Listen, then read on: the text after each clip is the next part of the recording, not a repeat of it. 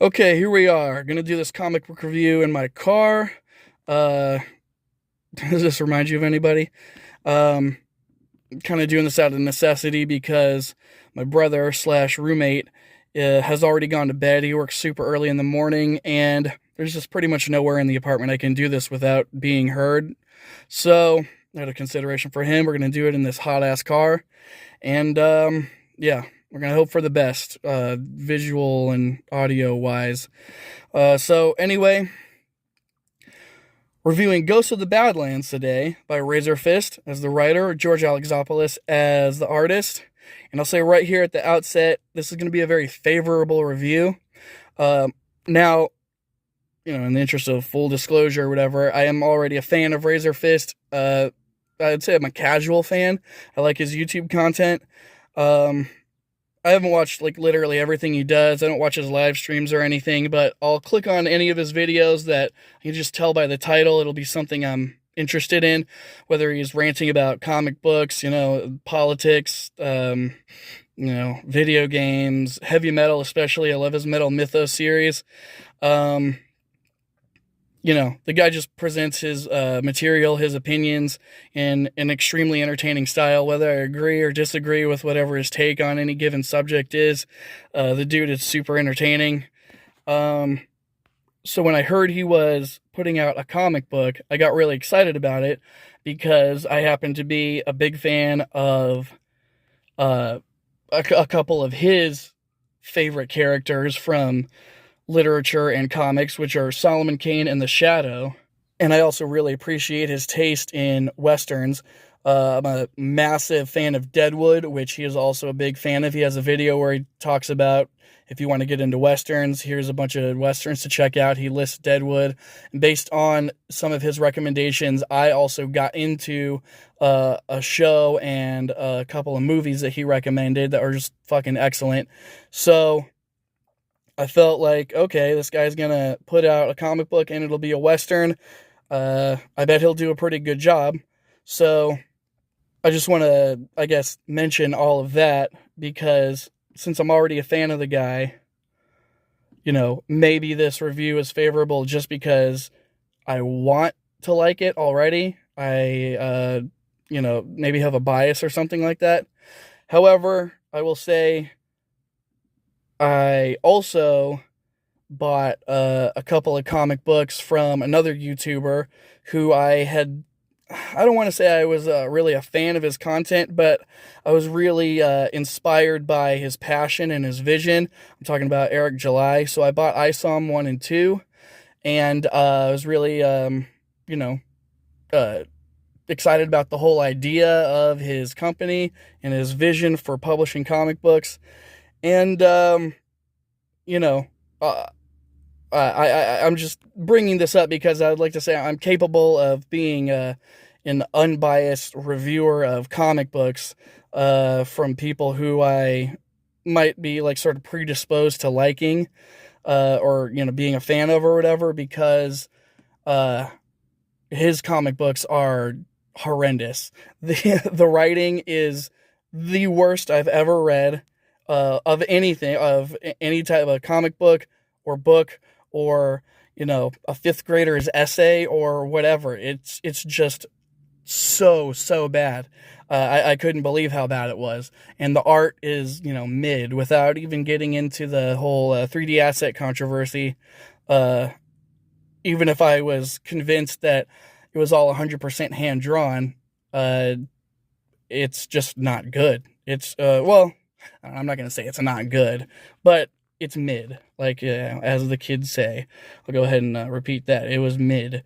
So anyway, I'm getting sidetracked here. I don't mean to go off on a Eric July bashing tangent or anything. I just bring it up so that hopefully this opinion of mine here on this comic, Ghosts of the Badlands, could be taken seriously and not seen as like bias or whatever just because I'm a fan of Razörfist already. Okay, so on to the actual review. Right here, before we even open the book, I don't know if you could tell just by seeing it, in the video, up next to my steering wheel or on my leg here or whatever. Like, but this is a larger sized comic book. It, it's taller and wider than a normal trade paperback that you might get from Marvel or DC. It's over 100 pages. It's the fairly standard length of a trade paperback or graphic novel or whatever. Maybe slightly on the short side, but the book itself, length and width, is larger than standard, which I like. You get to see all of the artwork, bigger than you'd normally see it, so it's great. All right, so let's crack this thing open. First, we get this great big splash page. We got the ghost up top. We got this guy shot, bleeding, dying on the ground. It's a very good just opening, establishing shot here that, I believe we call this in medias res or something like that. I am by no means an expert on literary terminology, but means that we're starting, in the middle of things. Like, we don't have we're not beginning with an origin story. We're starting just kind of, things are already going on. And look at this fucking artwork. All right. The artwork is the highlight of this book, which is not to say that Razörfist's writing is substandard. His writing is fucking excellent. I was kind of worried going into this that maybe, if you're familiar with his videos, he's extremely verbose, and maybe the writing would be a little too try hard, sort of. But no, his writing fucking rules. It is overly verbose in parts, but it works. It fits for what's going on. Like, it fits for the character who's speaking.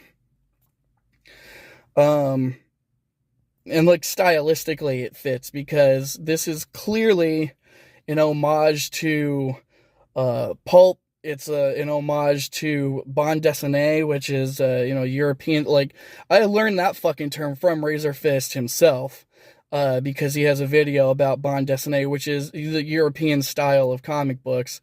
Bande dessinée is what they call basically their graphic novels or their trade paperbacks or whatever. They're full, complete volumes of one full story is a bande dessinée, and that's basically what the whole presentation of this book is styled after. Like, the larger size of the book, sort of the way the speech bubbles are formatted. This paw right here, that's kind of the European way of saying bang bang. You might think, oh, what the fuck, European? Like, why would he want to have a Western presented in this European style format here? And the reason for that is because in bande dessinée in European comic books, they fucking love Westerns. Like, Europeans love Westerns. They're spaghetti Westerns, in the Italian films. So they love Westerns, and also in the comics. It's a very popular genre there for whatever reason. So the whole presentation of this thing totally makes sense. The art is just ridiculously good. Look at that.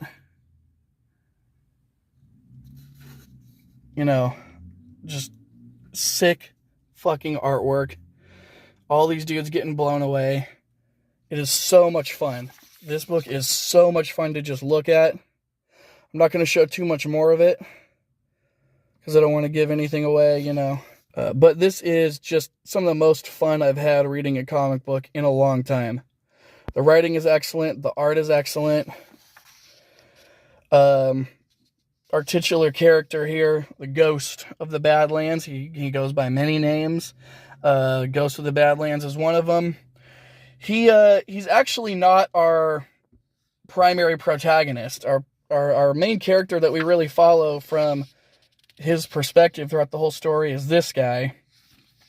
He's an outlaw who gets a redemption arc. Basically, his gang shot him because he refused to kill her when they robbed their stagecoach. They killed everybody. He refused to shoot the little girl, so they all turned on him. And now, because of his the mercy he showed her, the ghost is willing to show him mercy and, give him a chance at redemption, and basically recruits him to be, sort of an agent of his, much like the Shadow. Razörfist absolutely shows his influences super clearly. Ghost is a mashup of the Shadow and Solomon Kane. He's like the Shadow because, he recruits people to help him out, with his missions and adventures and things like that.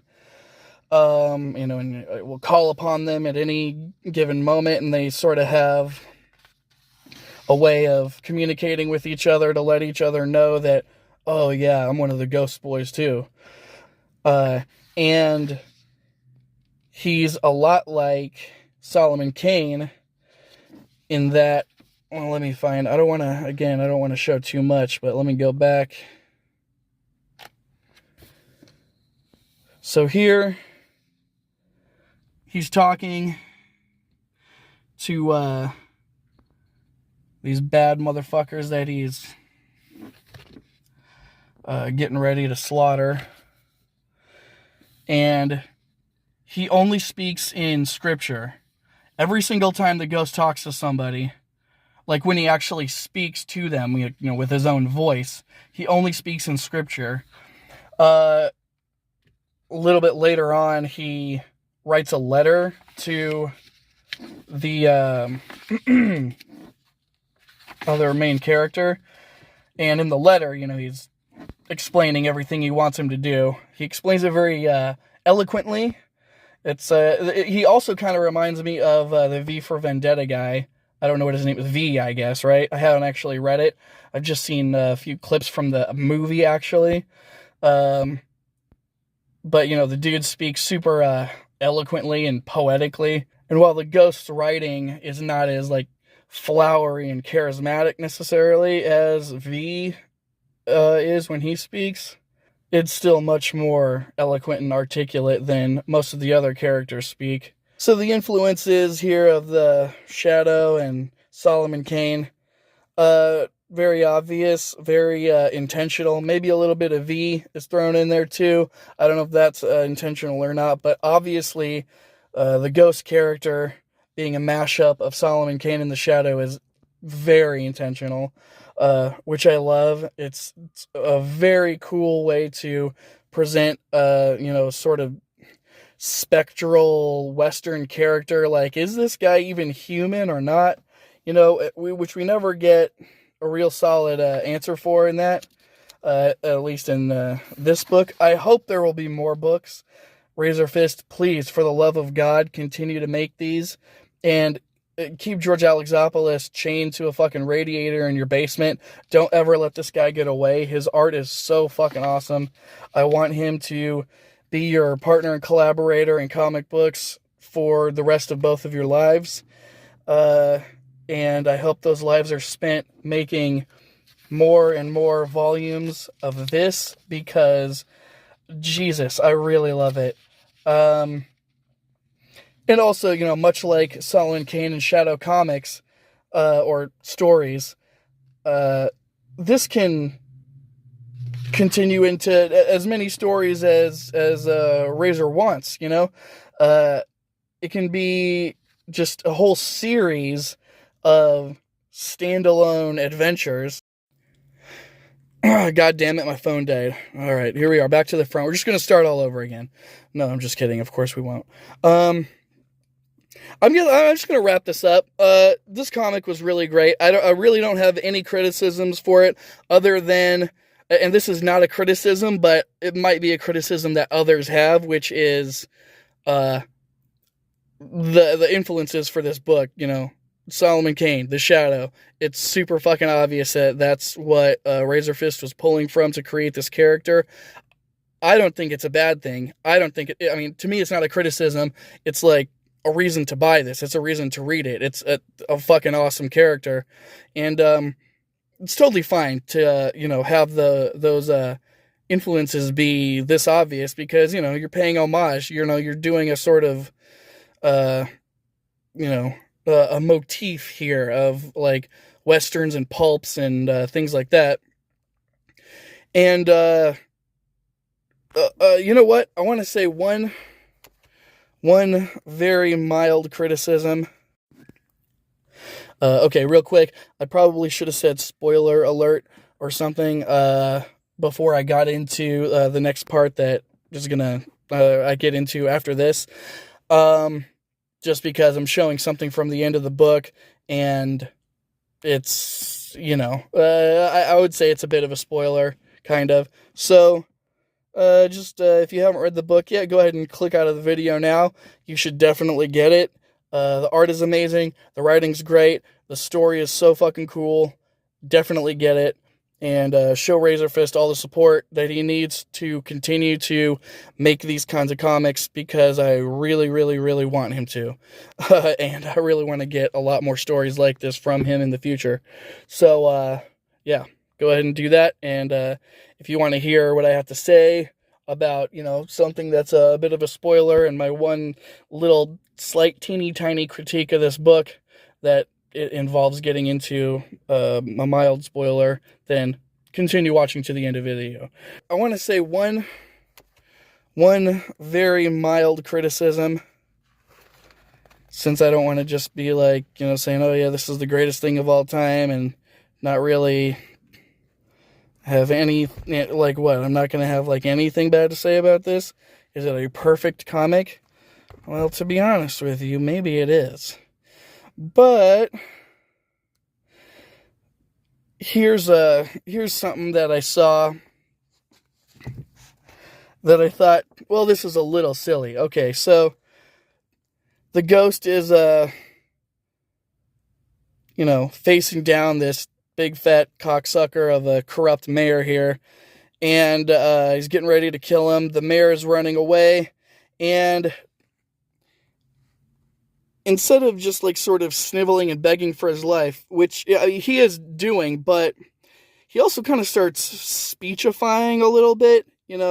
Progress is not a man, but an engine. And he keeps, talking in a fairly articulate, not fairly, like a very articulate and kind of eloquent way that I'm not so sure any man who's desperate about to face his own death by a fucking a bullet to his fucking head would really be speaking this way. It's possible that Razor is very aware of what he's doing here, and maybe this type of dialogue that, normally you would see this kind of dialogue, like Dr. Doom would be making a sort of a speech like this when he's in a situation where he kind of has the upper hand, not a guy who is, in a very disadvantaged situation and desperate and panicking, while also,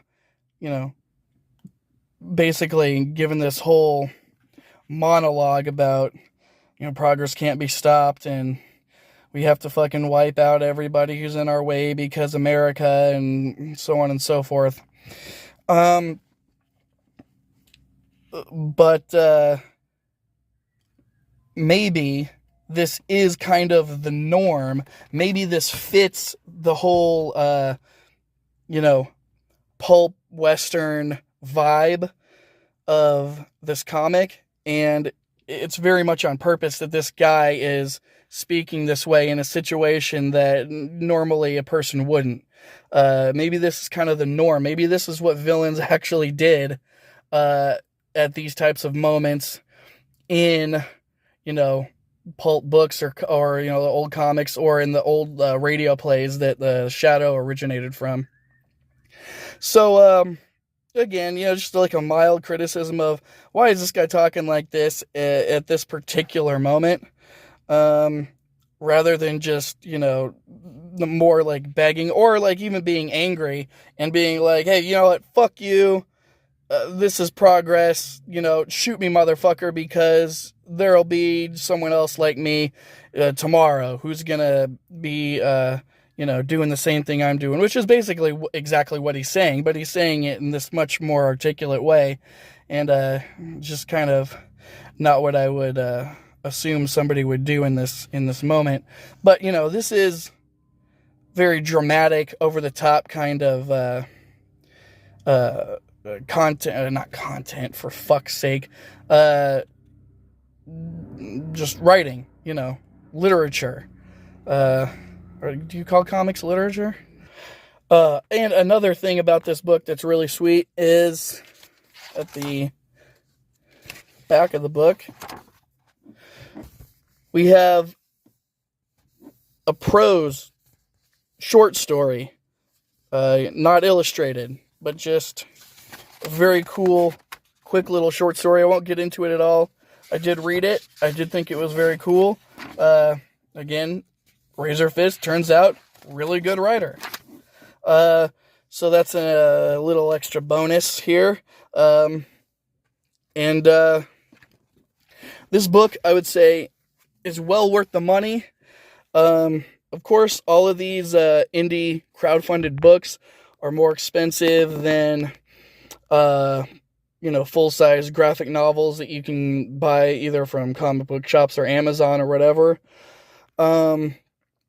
that come from bigger publishers, obviously the big two, or Image or Dark Horse or any of those. Obviously, we all understand why these books have to be more expensive, but this book is especially worth the price because it just rules. It's really, really good. It's a larger book, it's the bande dessinée style, where we have height and width. The book is bigger than standard, which is cool.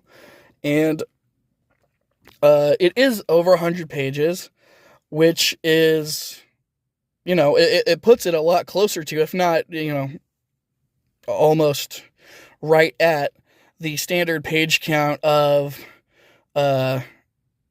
full-sized graphic novels or trade paperbacks from bigger publishers, which is great because most of these crowdfunded books are a lot shorter. They're usually around like 48 page length, or I don't know, maybe 60 something, 80 at most, which is the only drawback. It's why I end up not backing a lot of campaigns right away, because to spend, $25 to $35 plus shipping on a comic book that doesn't even crack 100 pages is, I don't know. I have a hard time doing it, even though I really want to, even though some of these books look fucking amazing, like anything by Ethan Van Sciver or Shane Davis, or any of those guys. A lot of these crowdfunding books look great. The artists who do them are amazing. All of those CG Kings guys, they're all fantastic artists. They're good writers. They make awesome looking comics, but usually I end up not backing because I just don't want to pay that much for a book that's that short. But this book, over 100 pages, it's in this large format, and the art is amazing. The writing is great. There is no reason to not get this. And you have that bonus story at the end of it too. So I give it a great big thumbs up. Please buy this book. And yeah. By the way, let me know what you thought of this video. I know it was very rambly. This is my first video that I've ever made. And I'm fully open to any criticism. I'm sure you're going to tell me that my voice sounds gay. I'm sure you're going to say my car looks like a filthy piece of shit. You're going to tell me to get better equipment. You're going to tell me to, be not such an inarticulate retard. But this is my first try, and I wanted to do a review of this book because I haven't seen any other reviews of this book online, on YouTube or whatever. So I figured, well, hey, let me make my first video be I don't want to say it's the first review of this book, because maybe there are some and I just haven't seen them, but I looked and I didn't see any. I think JDA talked about it, but I don't know if he did like a full, like a proper review though. So anyway, that's the reason I chose to do this book, and I loved it, and I'm going to try to make more content, and, I'm going to do this casually, do it as a hobby. I don't think I'm going to like try to go like full-time YouTuber or anything, but I still do want to do this and get better, and hopefully acquire, at least a modest following of people watching my channel. So if anybody watches this and thinks that watching this video is worth their time, but has any kind of critiques for me or advice or whatever, go ahead and let me know. I'm totally open to hearing it. And yeah, catch you guys on the next one. Good day.